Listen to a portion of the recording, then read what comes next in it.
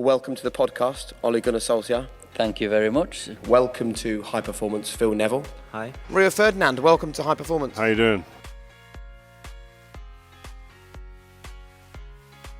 Despite everything you've achieved as a player and as a manager, and the fact that you're now in charge of one of the biggest clubs in the world, you're someone that thinks you can still keep learning, still keep improving.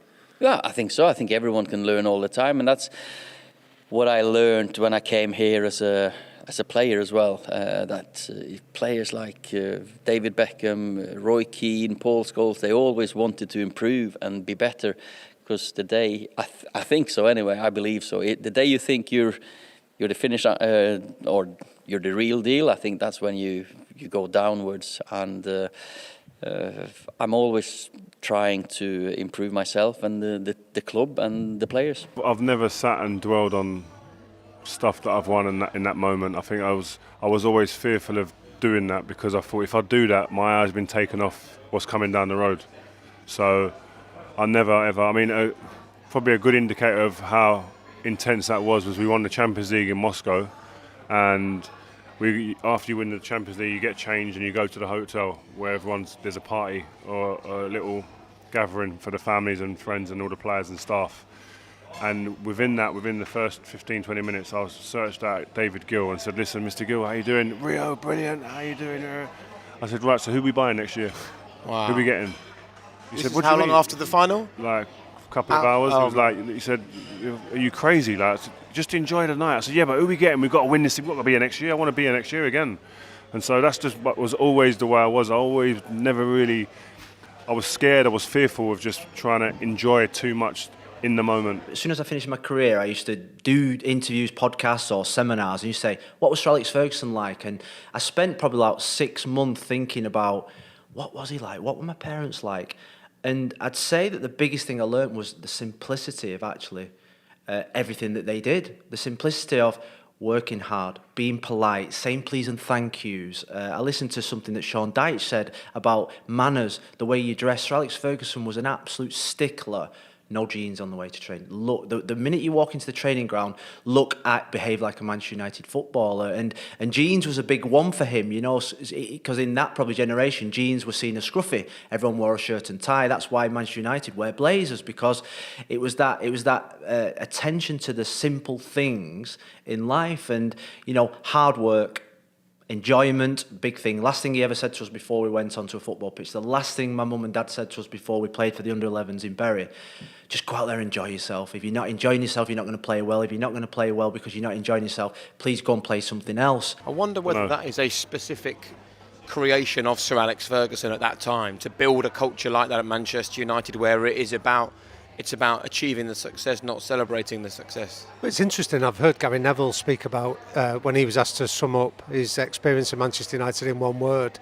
He used the word relentlessness. It was that idea that once you win something, you go again. Yeah, that's it. Yeah, unrelenting. That 100%. I mean, like another example, Ben Foster. He hadn't grown up at Manchester United. He got brought in from Watford, I think it was. Great lad. Played in the Carling Cup final, we won. He was man of the match, put on a great performance. And I remember an article we'd done when he left the club and saying that I was sitting in the change room and I looked over in the corner and the Carling Cup was just sitting there on its own. And I couldn't get my head around it. They weren't celebrating, there wasn't a party, there wasn't what I anticipated seeing. And I was sitting there, at the time, I can understand it now, but at the time I was frustrated. I was thinking, that's why you're not a Man United player. That's why you had to go. That's why you had to leave, because you don't understand. So what would you say are the behavioural factors you look for in people that you want to bring into your culture?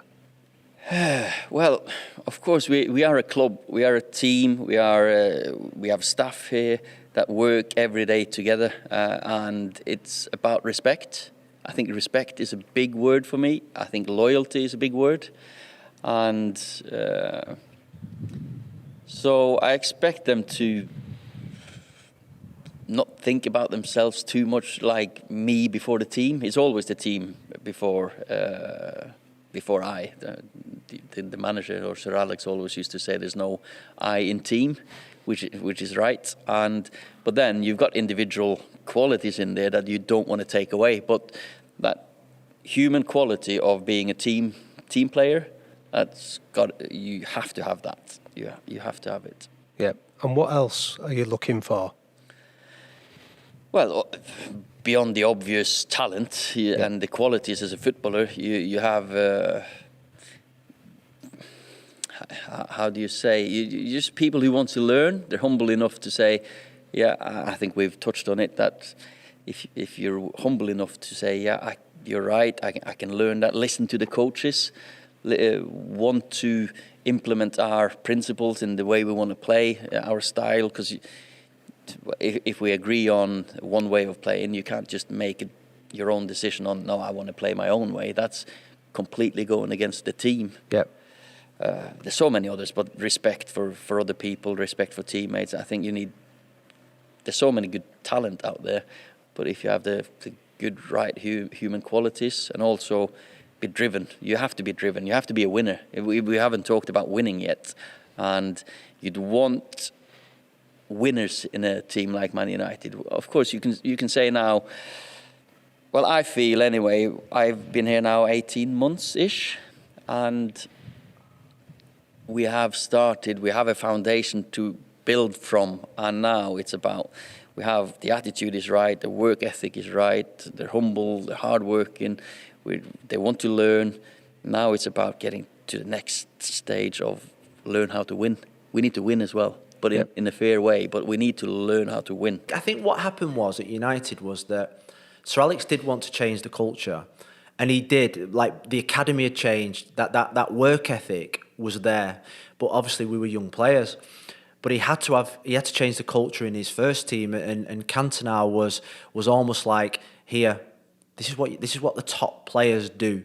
And we at United, we had the best players. Ince, Keane were there, but this is what the best players do. And people talk to me about Cantona. What did he used to do? He used to get a ball, get a wall, and just kick a ball against the wall, left foot, right foot, control it with the outside of his foot, drag it to his right, play it with his left. It was just like simple drills that made him so good on a Saturday. Somebody would cross a ball into the box and he would hit volley after volley, but it was just simple.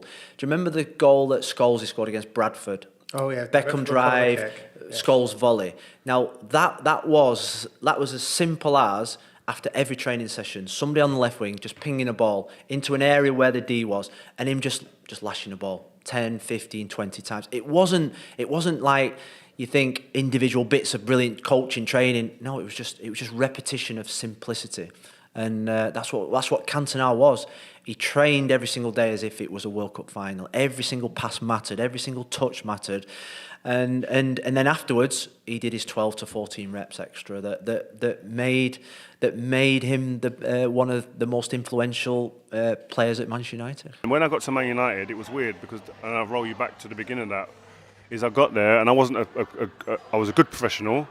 I thought I was a good professional, and I went to United from Leeds, and I saw top professionals, not players, top professionals, professional athletes who looked after their bodies, who went out and had nights out. They weren't saints. Went out and had nights out when it was right, at the right times, around games.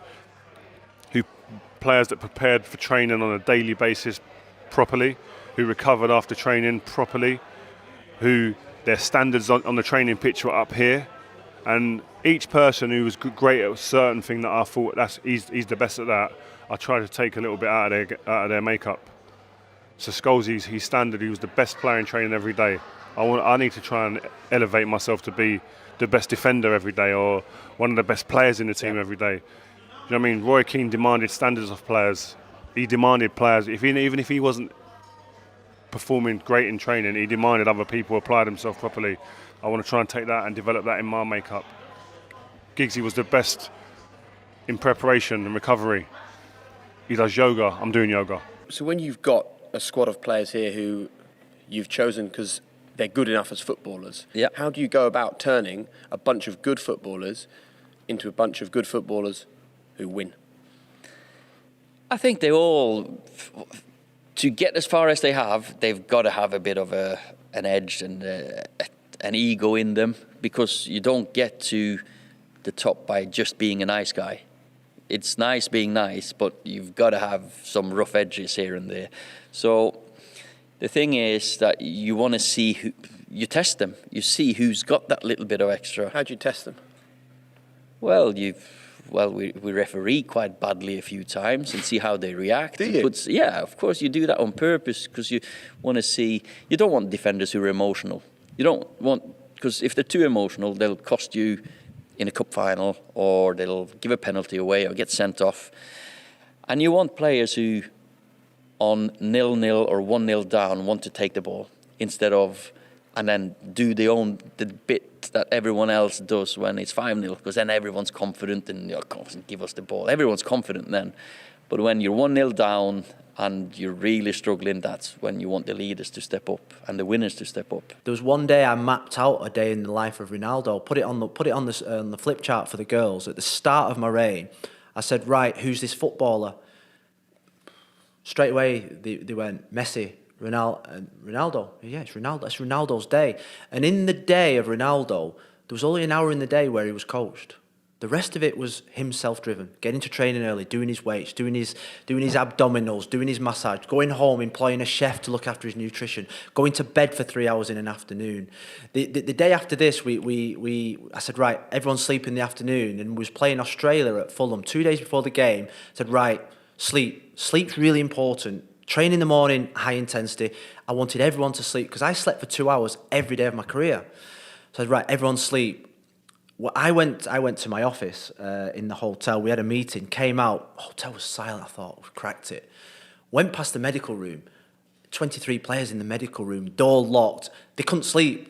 You know. It was like, this is foreign to them. They wanted to be having a coffee or having a laugh. So I barged in there and they all looked at me. It was a funny moment, but and that's when I started to learn about the differences between male and female athletes and stuff like that. But ultimately, the day in the life of Ronaldo, for me, is a perfect example of when you see him doing the step overs after every training session finished, extra training, then he would take a ball around the whole circumference of Carrington training ground, doing his step overs, jogging pace, walking pace, drag backs, step backs, Cruyffs, and that was like 3K round a training ground. Day before the game he would do it. And people say, oh, God-given talent. No, that lad used to watch YouTube clips of a skill he liked, and then he would go and practice it, then he would take it out on the training ground.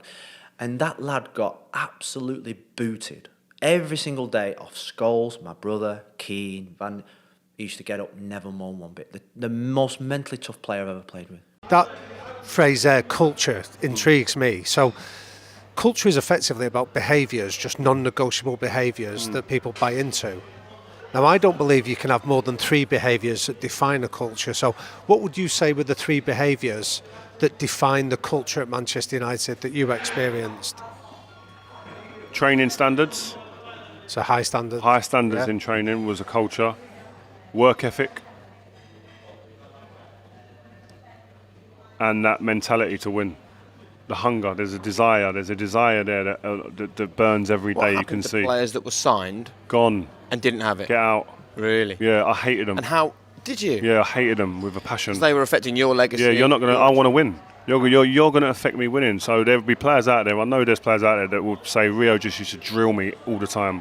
You picked on me a little bit, but I knew you weren't right for this place, and I would either humour you out of the place in terms of making you feel like you shouldn't be here, or you better up your game if you're going to stay here, or I would be on you. Under no uncertain terms, every player that came through that door was somehow told what's expected at Man United, right? I think I got Berbatov was a good example, yeah, and he had a fair amount of success at Man United when he came. So, but he probably could have done more, yeah. Especially at the beginning, I remember a training session had to be stopped because before a Champions League final it was, I think, and he didn't come across the pitch. I had the ball on one side and he was on the other side of the pitch. He's our centre forward, by the way, almost on the left wing, and I've got the ball and I'm waiting for him to come to help me so I can pass the ball to him or pass it up the pitch because we were being marked out of the game deliberately in the training session. So to play over the press, he's still over there. I'm screaming, I've kicked the ball off the pitch, I'm going mad. Get over here!